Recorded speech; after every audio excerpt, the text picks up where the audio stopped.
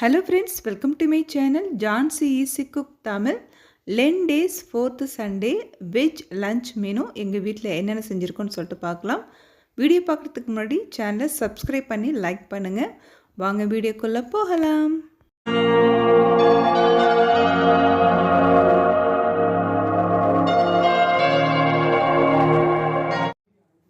Spicy and டேங்கியான pasta, carrot கேப்சிகம்லாம் போட்டு செஞ்சுருக்கோம். Taste சூப்பராக இருக்கும்.